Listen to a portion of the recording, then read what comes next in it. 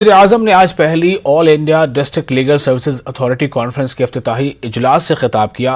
PM Modi ने अदालती निज़ाम में इस्लाहात से मुताल्लिक अहम उमूर पर बात की। पीएम मोदी ने कहा कि लोगों को मुल्क की अदालतों से उम्मीदें हैं। जिंदगी की आसानी के लिए इंसाफ भी ज़रूरी है और नज़रअंदाज किए गए मसाइल को उठाना भी ज़रूरी है। ऑनलाइन समाज से निज़ाम इंसाफ में तेज़ी आई है। निज़ाम इंसाफ को बेहतर बनाने पर वज़ीर-ए-आज़म नरेंद्र मोदी क्या कुछ कह रहे हैं, आप ही सुनिए। लोगों की सुविधा के लिए कोर्ट्स में वीडियो कॉन्फ्रेंसिंग इंफ्रास्ट्रक्चर का विस्तार भी किया जा रहा है।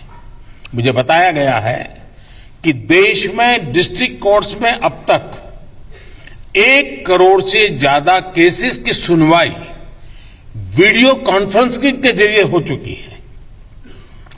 करीब करीब 60 लाख केस हाई कोर्ट्स और सुप्रीम कोर्ट में भी सुने गए हैं। कोरोना के समय हमने जिस विकल्प के तौर पर एडप्ट किया वो अब व्यवस्था का हिस्सा बन रहा है। सुप्रीम कोर्ट द्वारा पहले भी कई बार संवेदनशीलता दिखाई गई है। ऐसे कितने ही कैदी हैं जो कानूनी सहायता के इंतजार में वर्षों से जेलों में बंद है। हमारी डिस्ट्रिक्ट लीगल सर्विस अथॉरिटीज इन कैदियों को कानूनी सहायता देने का जिम्मा उठा सकती है। आज यहां देश भर से डिस्ट्रिक्ट जजेज आए हैं। मेरा उनसे आग्रह है कि district level under trial review committee के चेयरमैन होने के नाते अंडर ट्रायल कैदियों की रिहाई में तेजी लाएं। वैसे मुझे बताया गया है कि नालसा ने इस दिशा में कैंपेन भी शुरू कर दिया है।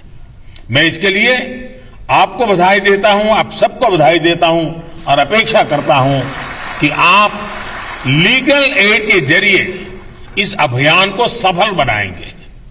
मैं बार काउंसिल से भी आग्रह करूंगा कि इस अभियान से ज्यादा लॉयर्स को जुड़ने के लिए प्रेरित करें।